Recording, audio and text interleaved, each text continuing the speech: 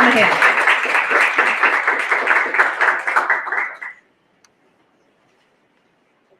Okay, so April is going to sign all of these books tonight. And many more. So I do, and I know that there is a lower third on your screen. Okay.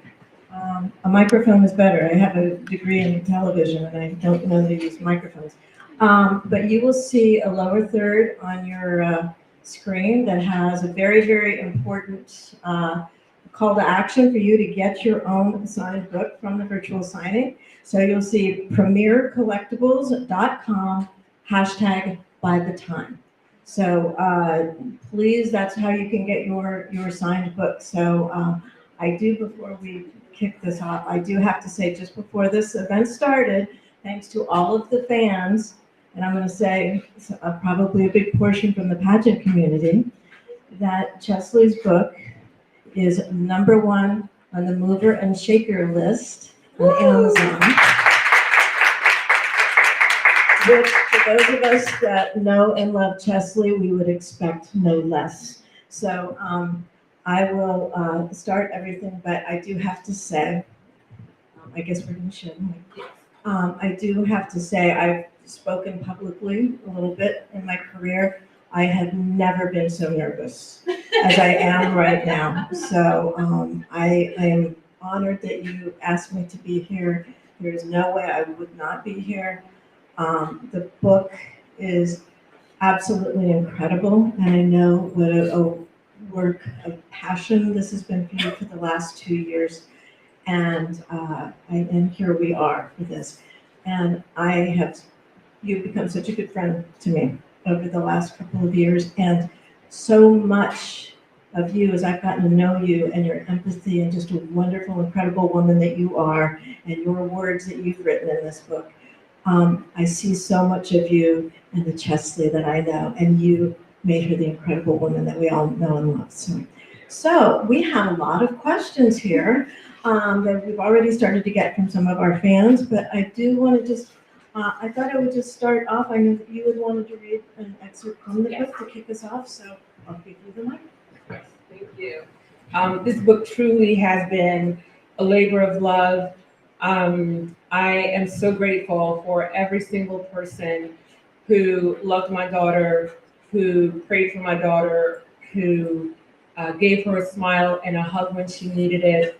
I am so grateful to everyone who did that for her. Cheslie finished this book not long before she passed. And as many of you know, I've shared that in her last wishes, she wanted to see that her book be published.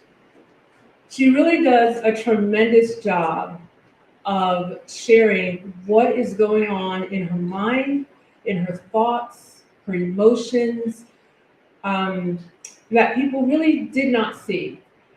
And one of the words that she used was loneliness.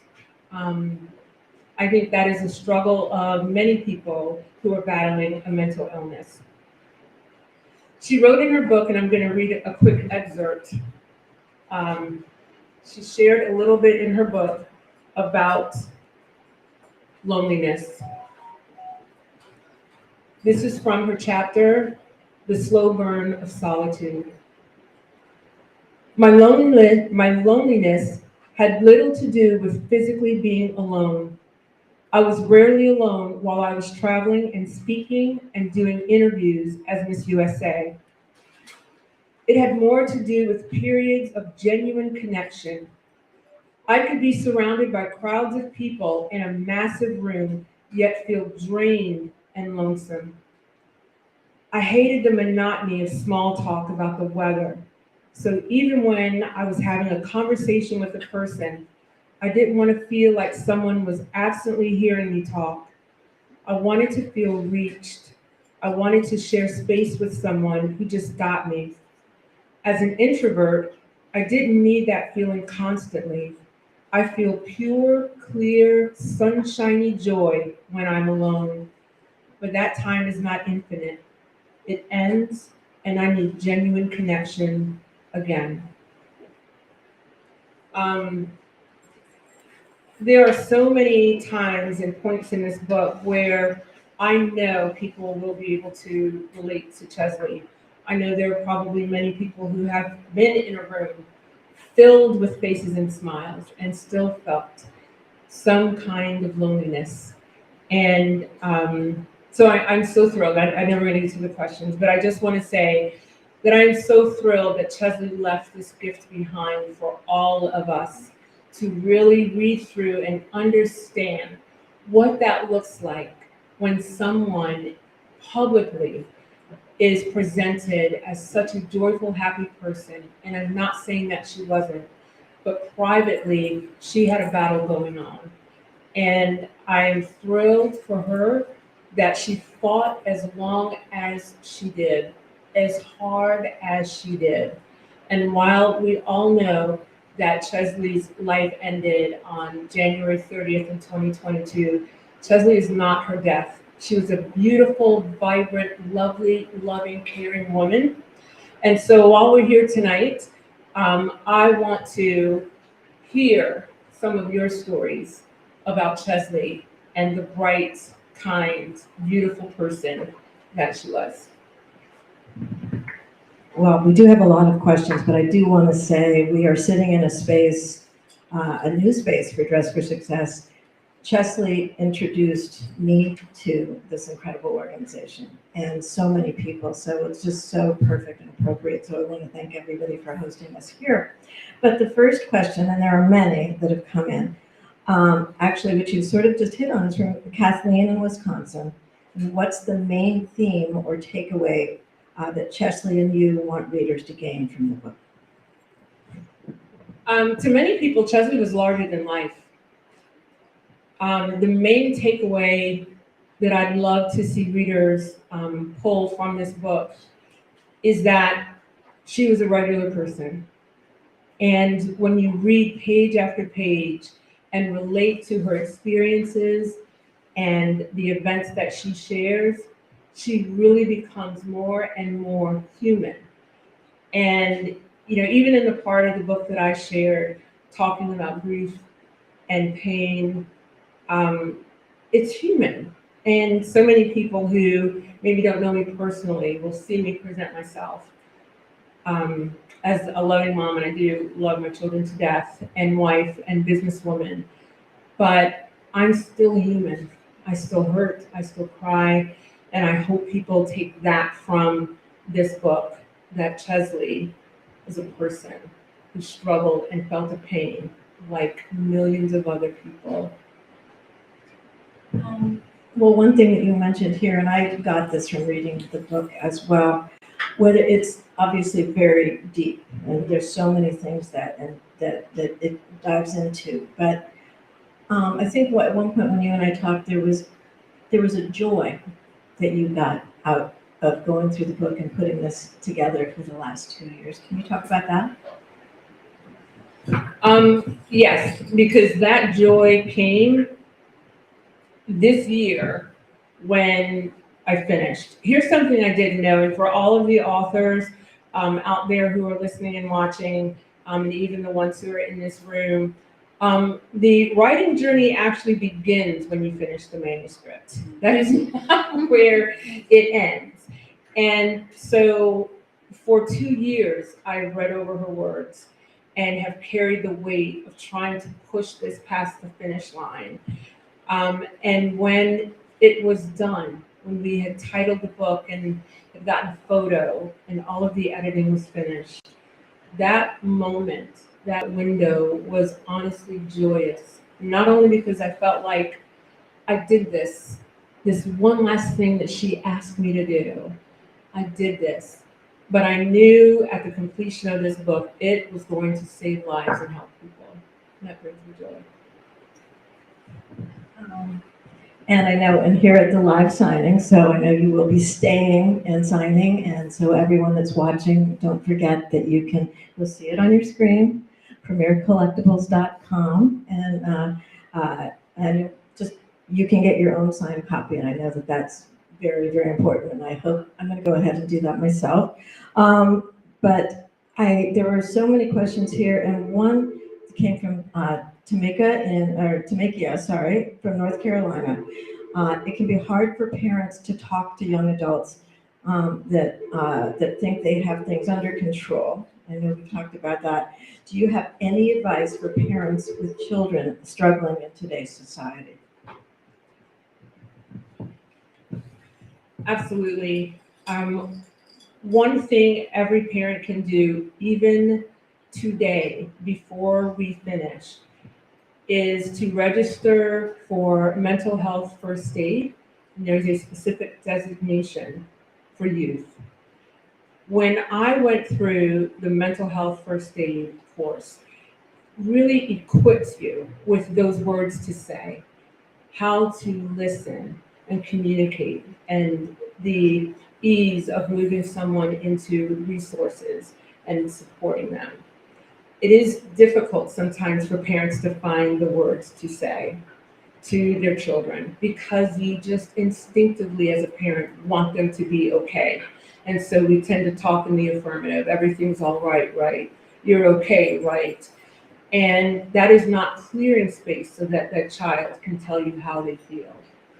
Another great thing that parents can do, in addition to taking the mental health first aid course, which is at mentalhealthfirstaid.org. Yes. Another thing that parents can do is mirror behavior so that children can see what taking care of yourself, what being honest with yourself looks like. If you are not okay as a parent, you have to remember that your children have studied you since they were born. They learned to read your expressions and your body language before they understood their language of speaking. And so if you are not okay, your child has already probably picked up on that. And when you tell them, I'm fine, and you're not, you're teaching them through your behavior how to mask your emotion. You have to be honest with yourself. And when you are honest with yourself and you are honest with your child, you are then equipping them with the language, what it looks like to say, I'm not okay, and what they can do. It makes that conversation between parent and child so much easier. Those are two things that parents can do in the immediate to begin to open up those conversations with their children. So you can say, I'm not okay, but it's not hopeless. I mean, that's the Absolutely. There are times when my son will say to me, Mom, how are you? And I will say to him, it's a tough moment, or I'm having a really hard day right now. And then I will tell him what I'm going to do. I'm having a really tough time right now. I just need to go and lay down just for a few minutes and collect my thoughts. Or I'll say to him, I'm in a great mood. I'm actually going to go text 3 of my friends so I can share this great feeling. But when I give them that action, it allows them to have that recall of I can feel this way.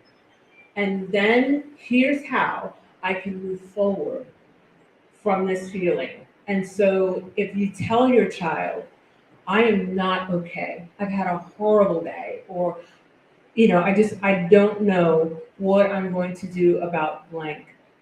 And then you follow that up with, so I need to sit for a moment and process, or I'm going to call my friend because I really just need to talk this through with someone.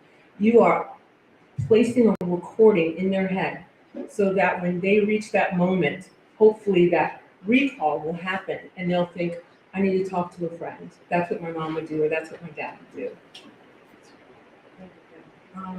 Which actually is appropriate for this question. This is from Sarah in Florida. She says that I lost my sister a few years back. She loved the ocean. So every time I go to the beach, I do so to honor her. Does your family have a specific ways to honor Cheslie, or things that you all do to remind you of her? I am breaking no secrets here when I say Cheslie had an incredible sweet tooth. And so last year was the first year that our family, we were unfortunately not all in the same location, so we did a Zoom, but every one of us bought cupcakes and we all sang happy birthday to her and cheered for her and ate our cupcakes, and that was our little cupcake party. And we are doing the same thing this year, except this time we've invited some other family and friends to come in and join us and celebrate her with her favorite things, cupcakes and Twizzlers, and cookies, and yeah, that's what we're doing, is celebrating She her. did have a sweet tooth. She did. I remember. She did. And she could eat everything. And obviously I know kicking off for her birthday, and obviously this is her birthday week, so the perfect way to launch the book and tie it in, because I know that that's exactly what you had said to me a year ago, we were gonna launch on her birthday. So, this is an interesting question. Cal from Minnesota, is there anything in this book that you were afraid to make public? There were quite a few things in the book that I was afraid to make public. By profession, I am a keynote speaker. Standing in front of a stage and talking about things that I'm comfortable talking about is not a challenge or problem for me. But in this book, it's the first time publicly that I share a lot of painful, vulnerable moments. And I have been trolled. My daughter was trolled, and it was very frightening for me to put myself out there in that way, a very vulnerable way, and think that someone may use that against me. But it wasn't, when I weighed it out, it was more important for me to say the things that I said, to share what that morning was like. And in the book, in April's story, which is the second part, my part, I start off at the top of the day on January 30th, 2022. And I roll through that day and the next day and share what happened, how I learned that my daughter was no longer with us, and how I had to move through grieving, hurting, and still being a mom and a wife, and still having to function through the process of laying someone to rest. It was very difficult. So to put all of that out there, in a way, knowing that some people may use that in a painful way, was very scary. Every time I hear something like that, it's just horrifying to me that people can even think to troll or do those things, and I have to just have pity for them and remember that that has nothing to do, but it can be really awful. But knowing that there is such a vulnerability in the book and what your perspective in it, and I told you for so long that for the entire community, especially I speak on behalf of the pageant community, that either knew Cheslie personally or just loved her because she was a fantastic Miss USA and she represented so well. Everyone looked to you as you were the one that really helped the rest of us through the grieving process, and we took our cues from you. And to see where it has all come now, and this book, I think, is the final. It's for all of us, for all of the people that have been waiting for 2 years to know what is the next step with Cheslie, and this is the answer to that. And I really think I thank you for your strength in all of this, because you've supported all of us out here with it. So this leads me to Rachel from Tennessee, which is, I may need my glasses because it's a lengthy question. Are there specific warning signs parents need to be aware of when to see if their children are struggling? How can we be aware and protective without feeling overbearing to our children?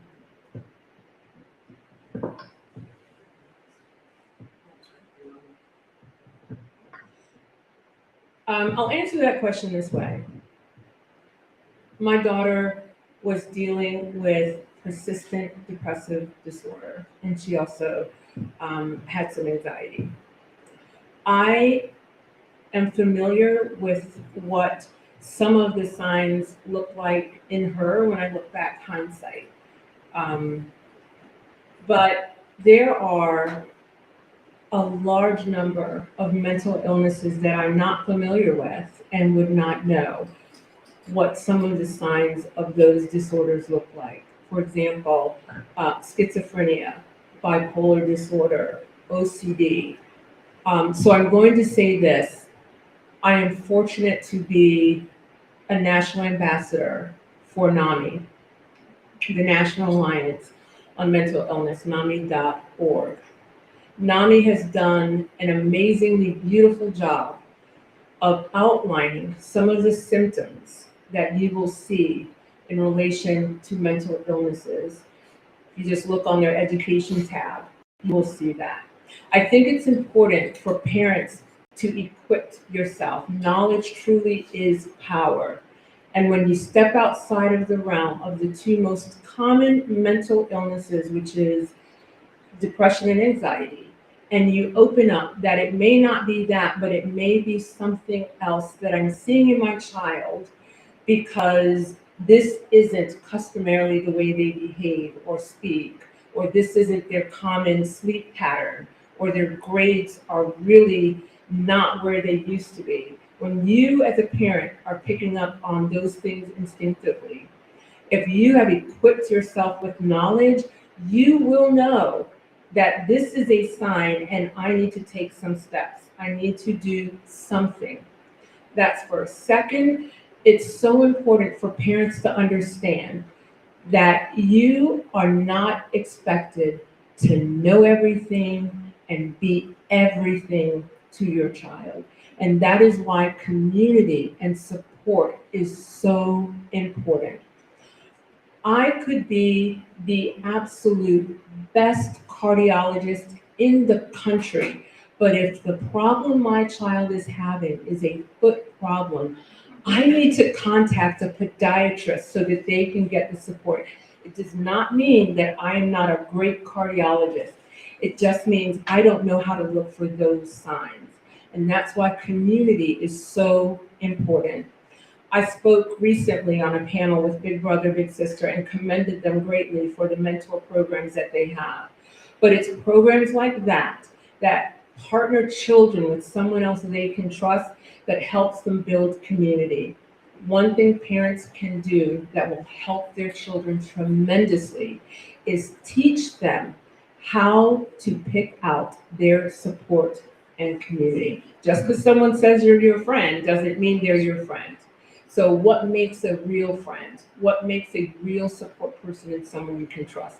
Have those conversations with your child so that if the problem is in their foot and their community is large enough to include a cardiologist and a podiatrist, the podiatrist will be able to give them the help and support that they need. And is there a place that they can go, that parents can go to get those tools? Because I know a lot of parents feel overwhelmed. Yes, and so I'm going to take a moment to talk even more about NAMI. One of the amazing things about this organization is they don't just reside online. And while there is a plethora of information, guides, video, learning tools on the website, NAMI has over 600 affiliate locations throughout the country. Not only are you able to go there to get resources, but NAMI has peer-to-peer counseling. All of the services are free. Family-to-family counseling. NAMI Basics, which is a training program that they provide, is specifically for adults and parents who may have a child with a mental condition or who is struggling with their mental health. An entire course to help parents learn how to speak to their children, how to spot the signs, where the resources are, what they can expect, and what they can do. It makes you feel empowered.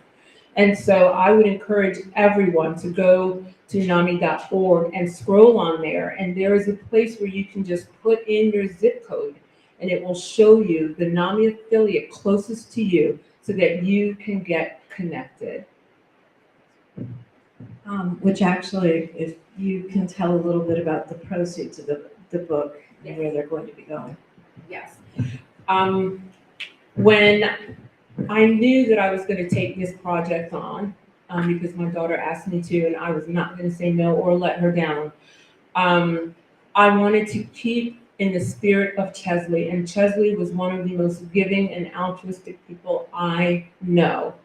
And so in thinking through how do we continue her legacy with her book, it was a no-brainer to think we needed to set up a foundation. The foundation will receive funds, and the foundation will then turn around and send those funds out into the community to other nonprofit organizations that are focused on the mental health and wellness of our youth and young adults. Let's see if there's some other questions that have come in. I know that we're limited on time, but there's so much. Well, I don't. One that came in from Virginia. Are you comfortable with this one, or would you rather? I can't see because I don't have my glasses on, so. Okay, well, I will get this one. It's from Thomas from Virginia. After Cheslie's passing, what were the practical steps you took to grieve and to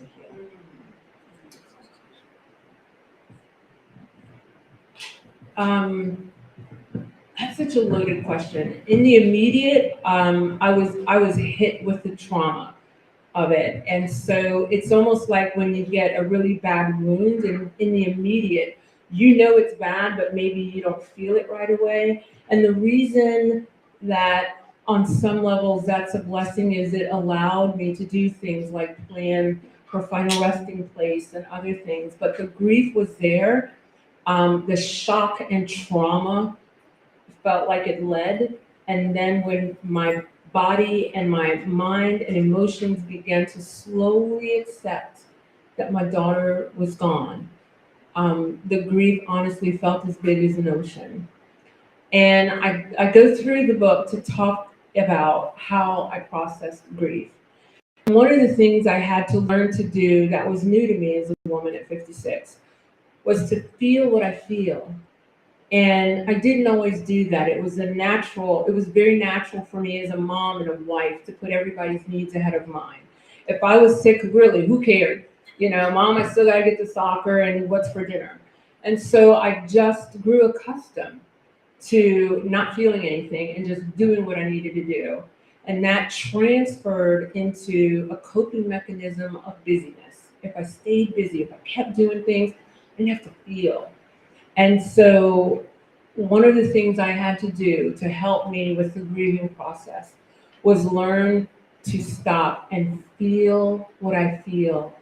And that's a very, very challenging and difficult, but needed and necessary process for anyone who's grieving. And you actually talk about it in the book. Your story in the book was so compelling. It really is, just the other part of it. And I do want to ask you about social media as far as for in people that you've talked to, because I know young people out there are dealing with social media and so much. Have you noticed that that's something that plays into anxiety? I know Cheslie and I had actually spoken about that quite a bit as well. And I just threw that in there because I wanted to know. I'm going to date myself very quickly. When I was young, things ended. You left school, the bully was still at school, you went home, and you could focus on home. There was no social media. We didn't have 24-hour news. There was no cable. Actually, the TV literally went off, and you just had this weird blank screen. So your brain could settle down and stop. Today, we don't have that. Not only do we have 24-hour television, but now with social media at the tips of our children's fingertips, on their phone, 24/7, things are feeding into them. And not all of it is good stuff. And now your bully not only comes home with you, but stays with you. And what the toll that takes on our youth who are still developing is noteworthy and astronomical. I will tell you specifically, because I do talk a good bit about DEI. but I'm going to talk specifically about Black youth. Black youth will encounter, on average, 5 instances of racism and discrimination a day, and most of that is on social media. It is tipping our children into PTSD and other mental health challenges. The suicide rate for Black children is increasing rapidly. I think as parents, as a society, especially as parents, we have to step in. We cannot allow ourselves as parents to feel powerless.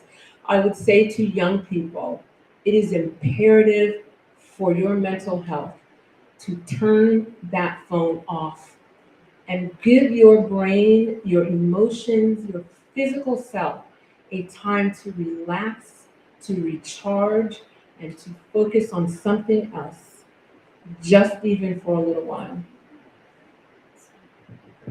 Great advice, and I know that we are running out of time, and I'm sorry we didn't get to all of the questions, but I do have to say, it's a pleasure for me to be here with you, and I'd say to everyone, I know everyone here is going to get a book, and everyone out there, I really to look at the lower third on your screen and get your signed copy from April. The book is just a joy. It really is. It's uplifting. I feel so many times kind of listening to an old friend. Yes. And all of you will recognize the woman that we know and love as Cheslie. So I'm very excited, and let's keep her up on that mover and shaker list. Yes. And thank you. Thank you.